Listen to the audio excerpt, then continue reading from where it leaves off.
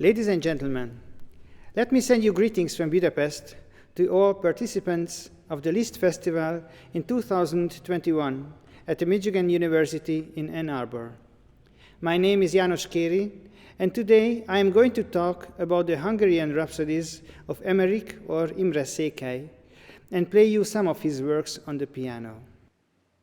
Emerich Székely, or as he called himself in Hungary, Imre Székely, lived in the 19th century between 1823 and 1887 in Hungary, so he was only 12 years younger than Liszt. He published 180 works not only in Hungary, but many of them in London and in Hamburg as well. He was one of the highly acclaimed pianist composers of his time, with lots of favorable articles about him in the contemporary 19th century press. He helped to shape and disseminate the Hungarian musical style. Not only did he play for the Queen of England, he also taught the children of the Habsburg ruler of Hungary and was the leading piano teacher at the most important music institution in Hungary, at the Zenede. And yet, he is almost forgotten today, even among Hungarian musicians. Emerich Székely was born in a noble Hungarian family in Mágyfalva, in the northeast of Hungary, now in Ukraine. He studied law, as was the custom in noble families, but alongside with his law studies, he studied piano with Ferenc Erkel. After finishing his studies, he devoted his life to music rather than law, with the blessing of his father. He soon became well known in Hungary and in Transylvania, and spent a year playing in concerts abroad, mainly in Paris, with the violinist Ede Reményi. There, he participated in the delegation of the Hungarian National Revolution in 1848.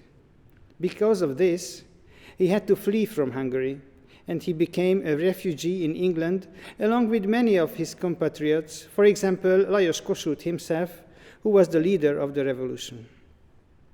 Székely soon became a well-known pianist. Many of his works were published in England, some of them even several times. Later on, he was pardoned and was able to return to Hungary. As one of the most celebrated pianists of his time, and perhaps as a gesture of political reconciliation, he was offered two illustrious jobs. He became the private teacher of the children of Archduke Albrecht, who was at that time the Austrian Habsburg ruler of Hungary. And he was also offered the post of piano teacher of the most advanced classes at the Zenede, the most important music education institution in Hungary at that time. He remained there until his death. Many leading politicians, clergy, artists, and figures in the music world, for example, Liszt himself, were frequent guests at his home concert series, and so he was definitely a major influencer of Hungarian music life. Why is he still forgotten today? There is no clear answer to this question. Could it be because he was not as great as Liszt? Often, this is already enough to forget the minor masters in the history of art. Or because his pieces yet demand high technical investment. Or perhaps because his style was not so welcomed by the next generations. For example, musicians like Bartók or Kodály in the 20th century had little sympathy for this kind of Hungarian style because these Hungarian melodies were related too closely to conventional music, and as a source, were not pure enough for them, unlike the peasant songs.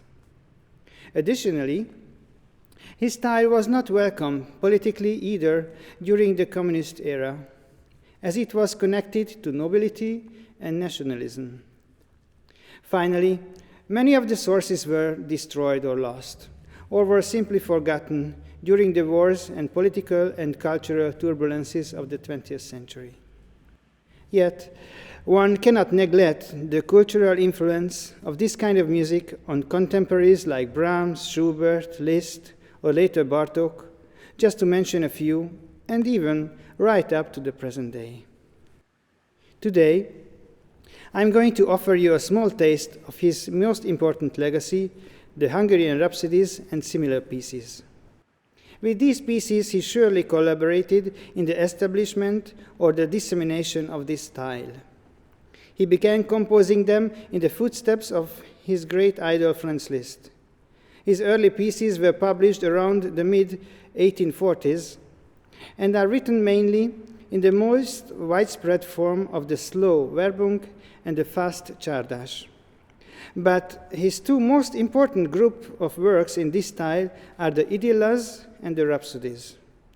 The Idyllas, which could be called the little sisters of the Hungarian Rhapsodies, are much shorter than the Rhapsodies, and they are always based on one song only. He published 3 collections of Idyllas, 39 pieces altogether, and 20 more unpublished ones. Today, I'm going to play just 4 of them. Kis Madár, Little Bird, A kislány kertjébe, In the Little Maiden's Garden, Befútta az utat a hó, Snowy Path, and Induló, Sárga, csikó, March, Golden Fall.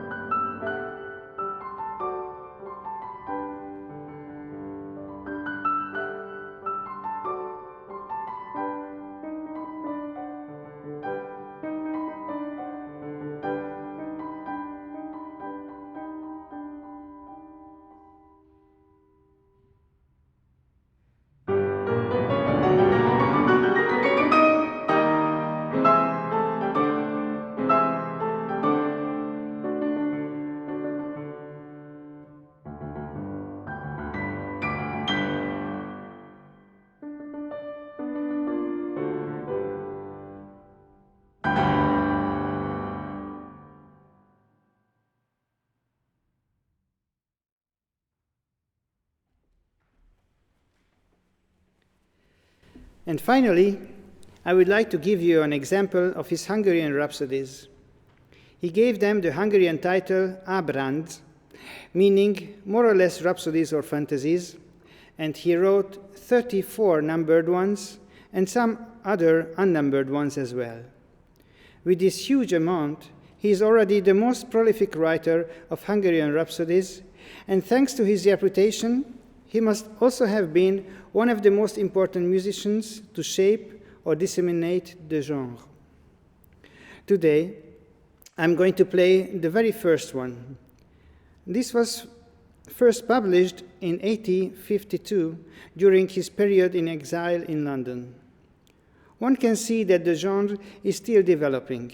He uses 7 different melodies and puts them mainly one after the other, similar to as the songs were probably sung at parties. Some of them are well known even today. The later rhapsodies tend to use less material, fewer melodies, but display more sophisticated composition methods and forms. So please enjoy the first Rhapsody by Emerich Székely with the French title Souvenir de ma Patrie, meaning remembrances from my homeland. Thank you for your attention.